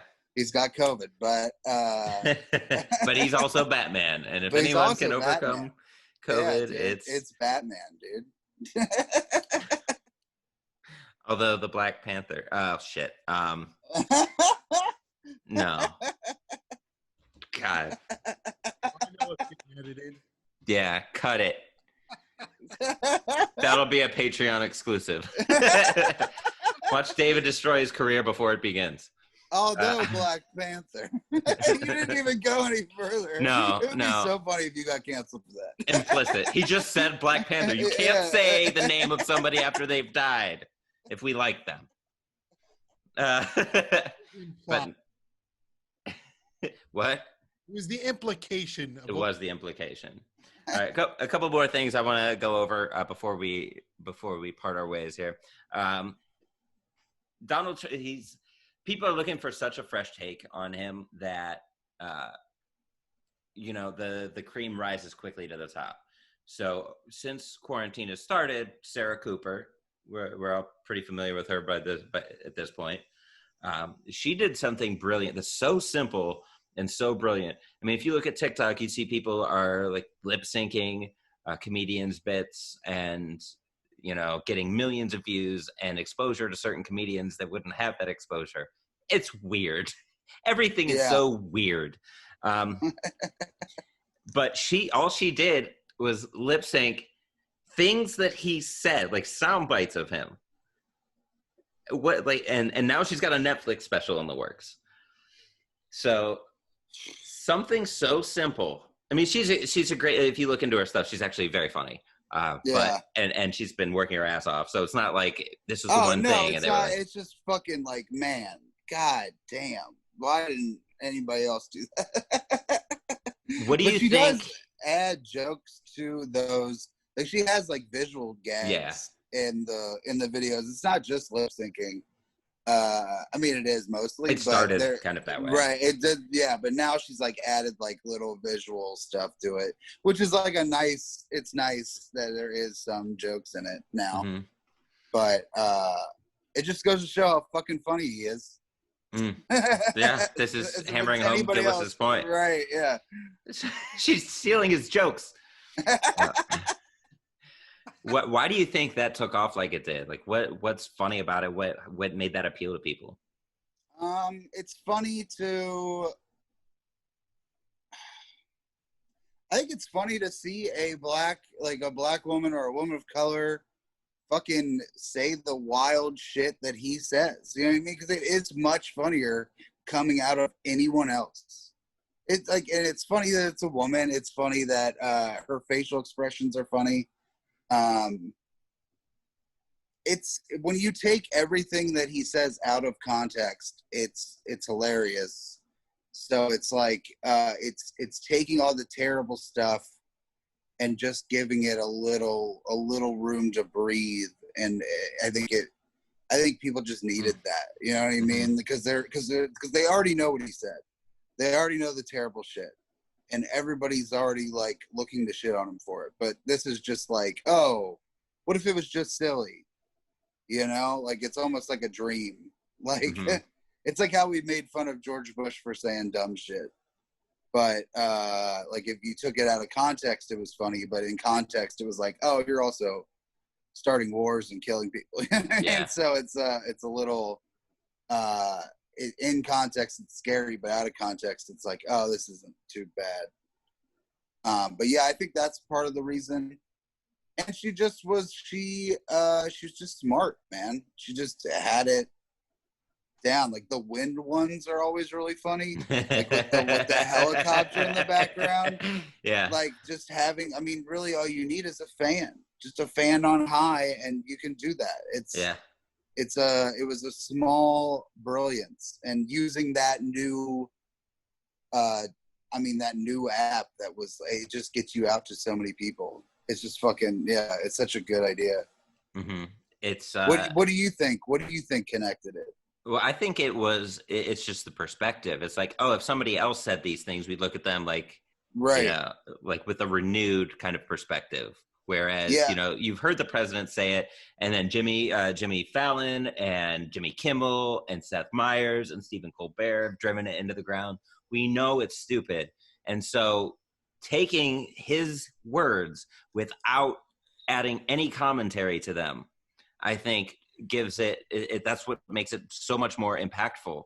And I think it's funny that right when that, like, she really started taking off is when Trump all of a sudden was like, we've got to get rid of TikTok. See, it's because it's mining your data. It's mining your data. They're going to use your data. And it's like, you're on Twitter, on Facebook, on Instagram, on Google, on Amazon, on eBay. Like, all these things are already mining your data. What's the difference between TikTok doing it and you know, so. Yeah, what, you guys aren't selling it to the Chinese government? Is that the problem? Yeah, they're not making money off it. We're not making money off of it. Whatever.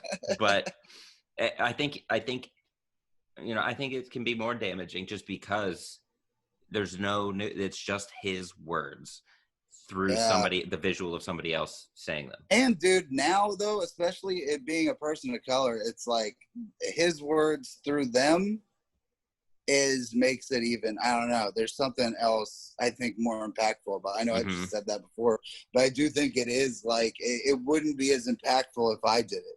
Right. You know what I'm saying? Like, it wouldn't be like, it would be like, it would be kind of funny, but it wouldn't be as funny as a woman and a person of color saying this fucking wild shit. I don't know. It seems that makes the most impact, probably. Yeah.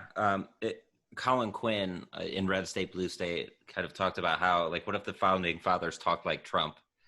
He had a little bit about that. And that, you know, I found that really funny too, because it's a different perspective on the same thing that everybody's looking at. It's like, oh, I've never thought of it that way. That kind of, you know, to me, if I'm more on the fence about it, about the guy, I'm like, oh, that's dumb. Yeah, what if George Washington said that? Or what if, you know, FDR said that in the middle of the Great Depression?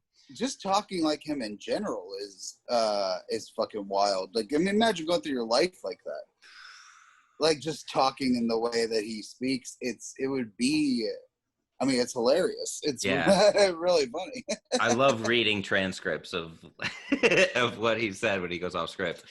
Like, I don't know. I couldn't imagine manually inputting subtitles.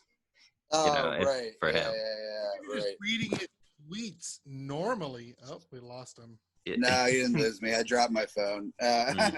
Sorry. Just reading his tweets out loud are funny. Oh, dude. Yeah. Absolutely. Sad. Lion Ted. Crooked Hillary. So simple, but it works. Yeah, man.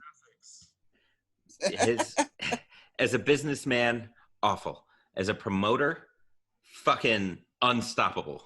Yeah, dude. Nobody's ever not talking about him. My God, he'd be selling out he could pack out arenas, man. No social distancing. Yeah. Oh, it's too much, man. But you know, it's people like Sarah Cooper. It's I can't watch fucking Seth Meyers anymore. I can't watch them anymore, the late night hosts, because it's for the last 4 years. It's just been the same thing over and over again. And it's like, get new stuff. They'll do 15 minutes on what he did yesterday. It's like, but it's also just like, dude, we already all made the jokes. Yeah. It's over. Like we all did it this morning when it happened, because you can't be that comic anymore. Right. Like you can't like be the guy that just writes the jokes about the thing. Like unless you catch that algorithm, like that's what we're all trying to do anyways, because we're all writing the fucking jokes. It's the jokes that you see on late night. They don't have a different take. Like it's the same shit we're already saying. Mm-hmm. Yep. And you know, we've talked about parallel thinking before, and when everybody's joking about the same guy, it's gonna happen. Like it's and especially when it's that fucking dorky, oh, he's orange and whatever. It's like waka waka. Yeah, there's like nothing more cringy than resist Twitter, like resistance Twitter, because it's like, oh, Captain Von Racist Tiny Hands. It's like, why are you what? That's the thing? You're lowering yourself to his level. It's just not as good. Yeah, it fucking sucks. He makes a joke in 2 words about a person that eviscerates them politically. Right, yeah. Little Marco Rubio. And now all of a sudden Marco's like, pay attention to me, daddy. Like, right. Man, what a twist. Yeah, but spelling it with 2 D's is fucking like little Marco Rubio. God damn, it makes me laugh every time. We know you were supposed to write 5 jokes about this person for this roast battle, but that's it. Yeah, little. You did it. He goes little with 2 D's, and then that's it. Little Marco. And here we are. Crooked Hillary. Although he hasn't found one to stick for Joe yet. Sleepy Joe, man. Sleepy Joe. It's not. I don't know. Sleepy Joe in the basement. I think that's funny. I don't think it's like eviscerating at all. No, it doesn't. It doesn't. It's just Sleepy Joe in the basement is whatever. Yeah. I think he talks about. I don't know if he said it yet, but the smelling of the hair. I feel like he's Creepy Joe is probably coming. I think he's probably saving that one for October. It should have been Sloppy Joe, and he could have gone out to the sloppy it's Joe. Right there. It's right there. Slappa Joe. Well, tweet at the president now, please, and tell him it should be Sloppy Joe. You should. I think I already did. I was like, you're missing out, man. He doesn't read anybody's tweets but his own. Yeah, that's true. Unless they're praising him. What? I'm Hamburger helping you out here. Hamburger. And that's been done too much. I almost feel I'm mad about saying it. Yeah, Kofefi. God. Ugh. That was a month of our lives. They're still talking about it, dude. People have that in their... What are all these people gonna do when he's not president anymore? If he loses the election, he is still going to be very, very, very loud. He'll be a correspondent on Fox. He'll be. But what are these people gonna do? Like the people with like the handles that are like Tuck Frump and stuff like that. You know what I mean? Like, what are they gonna do in 5 years when they have that handle still? And they're just like, gonna be wandering around outside like they just came out of a bunker after 5 years of isolation. I don't know. Right. Yeah. And just to round this out, I kind of want to get a little bit deeper on like, how do you make that connection? Like, if you want to joke about this savior that people have risen up, put on this pedestal, this is their identity. Going to the opposite of that, like Tuck Frump, like, Donald Trump is the greatest ever. Like, how do you connect with somebody who wakes up every day and the first thing they see is a Trump flag and a portrait of him? And they get in their Ford F-150 with the giant Trump flags to go to their boat with 6 more giant Trump flags. Like, how can you get them to see what's funny in this flawed, very human being? That's what he is. He's just a person. Because I feel like it has to come from a place of not love, but not hate. You know what I mean? It has to come from a good place. It has to be like, I love that he does this bad thing. You know what I mean? Like, if you want to bring it up, because it has to come from positivity, or else they won't listen to it. It's just like him. It's just like they're just like him. It has to come from positivity, or like it's got to seem like you're praising him, but then you can say a bunch of bad stuff. You know what I mean? It's just like it's sort of like when a comic before you bombs and you want to bring it up, but you don't want to shit on that person. So you go, I love this. And then you, whatever, I love whoever. And then you make fun of them a little bit. Like, you can roast them a little bit. Cause you're like, there's that, in that moment, like, everybody felt like it was weird or whatever, you know, pointing out a weird part of their set. But you can get away with more when you come at it from like a nice angle. Even if what you're saying is not very nice. I feel like he's retweeted people who have done that. Oh, for sure. He did it the other day. He did it. He retweeted some guy who had like defund the police as his thing. Well, it probably wasn't at the time. And then it was probably his name. And then he got retweeted by the president and he changed it to defund the police or Medicare for all or whatever it was. But yeah, he does that on accident all the time. That and Nazis. Those are the two people he accidentally retweets. There's a slip of the finger again. There's a slip of the hand. Yeah. What's scary is when he's out of office, he's going to have more time for that. Are you kidding? Yeah. He already has. You can't tweet over 100 times or retweet over 100 times in a day and say that you've been working in even a 9 to 5. Do you think that like, you know, all the conservatives were like, he's your president, like when that not my president shit was happening? Yeah. Do you think they're gonna do that when he's out of office? Like, I always kind of feel like they're gonna be like, he's still my president. It's like, wasn't that the whole thing? Wasn't that how that became a thing? I feel like that's gonna happen, and that's gonna be really fucking funny. For sure. Well, the hypocrisy is turned up to 100. I feel like whatever happened in the last 10 years, nobody has any self-awareness anymore. Oh, dude, it's fucking crazy. It's That's what's funniest to me, I think. Seeing the irony in yourself is a lost art. And there's so much room for growth when you do. Like we were talking at the beginning, like when I joke about my bombs, it makes me a human being to my audience who's never met me before. And It makes, when I actually have something important to say, connect better, because I'm coming from a level ground. Like, oh, this dude fucks up like us. Yeah, dude, for sure. It's like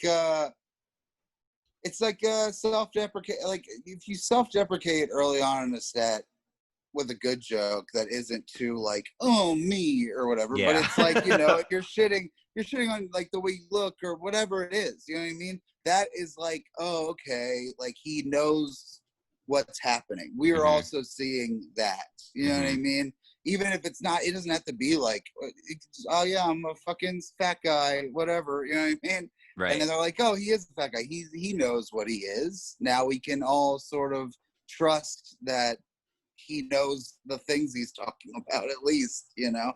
Right. I do think there is, the self-awareness is fucking, I thought it was just comics for a while. Man, there is no fucking self-awareness in the world. It is insane. If he were to have just a little bit of self-awareness and be able to laugh at himself just a little bit, he would wipe the floor with every like election. You know?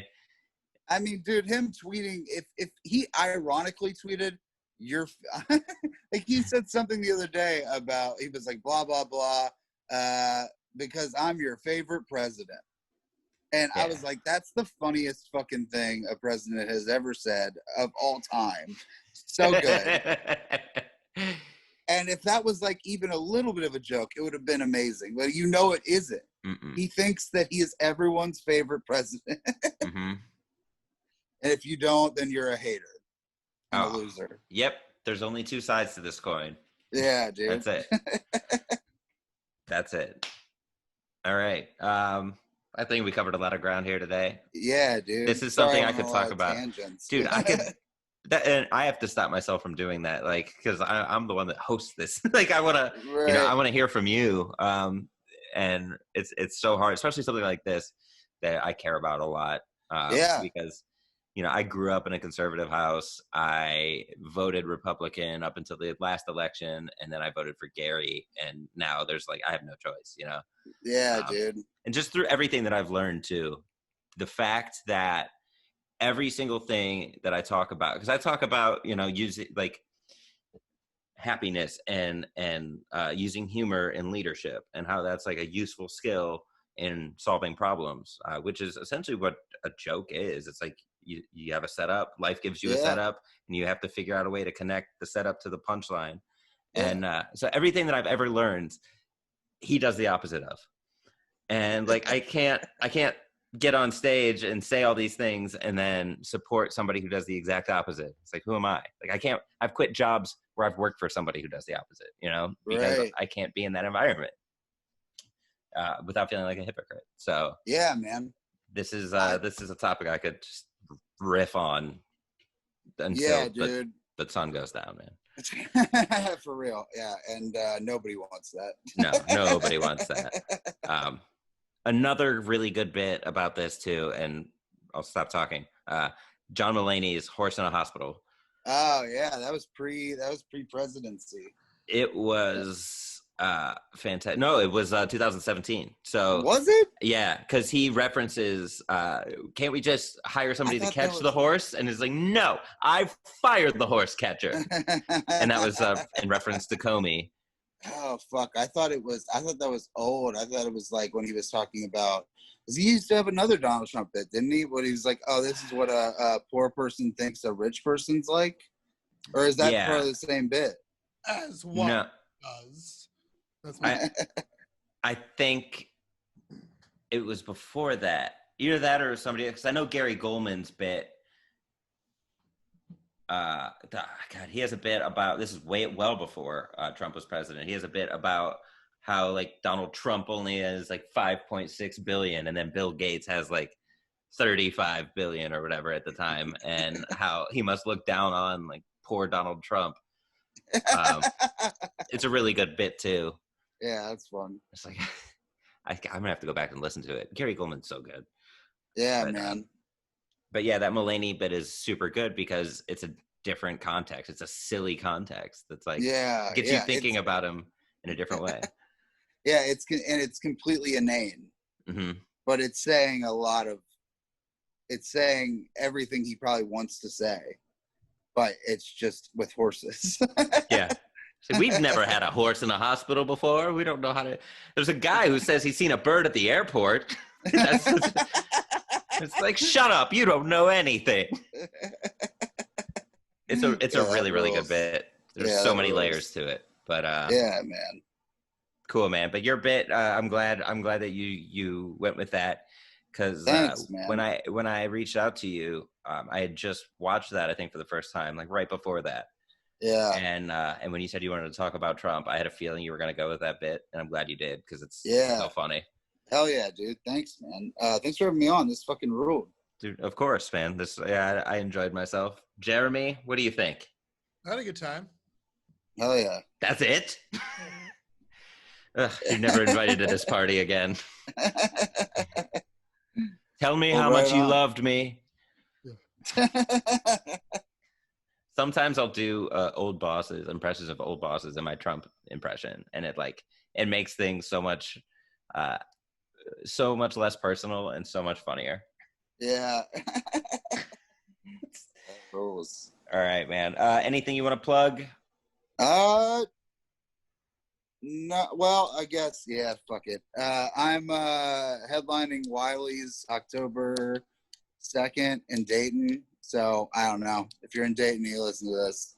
Come to that. You can hear that fucking bit. But But yeah, just follow me on Instagram and Twitter at Big Red Machine. But yeah, that's basically it, man. Awesome, man. Thanks for jumping on the podcast. Yeah, of course. Thanks for having me, man. Yeah, we didn't even do an introduction. We just kind of started into the conversation. Yeah, well, we were talking shit before. Right. So I think we have to edit that in now. We'll just do the introduction and then the conclusion all at the same time. All right. What? No, let it go. Let it go? What happens. We have to know who's talking. If you're a first-time listener, this is for you. Because we're recording this at the end of the whole conversation. You are now listening to You Can't Laugh at That, the podcast where we take topics you can't laugh at, and we find ways to laugh at them in our never-ending quest to prove that anything can be funny. With us today is Jeremy Demery, filling in for Steve Mers, who must have drifted off into space, as he usually does, because his background is space, and he always jokes about how he's floating around in a Tesla, and that's just filling in our guest, Blake Hammond, out of Cincinnati. Yeah, we're definitely doing this at the beginning of the show and not the end. This is the BC, before cast portion of the show. Blake is based out of Cincinnati. He performs all over the country, the Midwest probably mostly, and has been featured. He's opened for Jeff Shaw. I'm opening for Jeff Shaw. Jeff Tate. I'm plugging myself. He has opened for Patton Oswalt and has been featured in the Limestone Comedy Festival. Very funny guy. Thanks for joining us, Blake. Yeah, of course. Thanks for having me, man. Awesome. And now this is the end of the podcast. You know, so you feel a few hours younger. Yeah, I do. Weird. It's like oh, that rules. Mitch Hedberg's joke. Isn't every picture a picture of you when you were younger? All right, and I'm not getting any younger. So this is the end of the podcast, the end of the road, because no matter how much you're being inundated with negative news, no matter how many times somebody makes that same joke, somehow, some way, you can laugh at that. Hell yeah. Even if it's the president. Especially if it's the president. Right on. All right. Dude, I feel like I just worked out. Yeah. You know, back I lip sync the end. Yeah. No, but that ruled, man. Thanks for having me on. That was fun. Hey, thanks for joining, man. Yeah, dude, I'm gonna reach out to some of those people, Jeff. Yeah, dude. If you need his, because he even get on Facebook or whatever. But if you need his number, just fucking message me and I'll tell you. Yeah, and then I'll let you know before I reach out to him, so he's not like, who's this guy? Yeah, right, for sure. Special thanks to Golden Ox Studio. You can find Golden Ox Studio for all your podcasting needs at goldenoxstudio.com. Hit up Jeremy. He is fantastic to work with, a professional. He makes podcasting easy. And if you've been kicking the tires on starting your own podcast, definitely give Golden Ox Studio a look.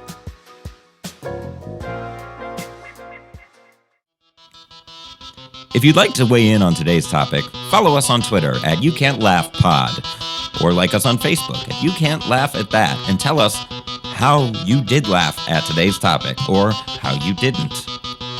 This is all about the conversation, is what I'm saying. All right. Bye.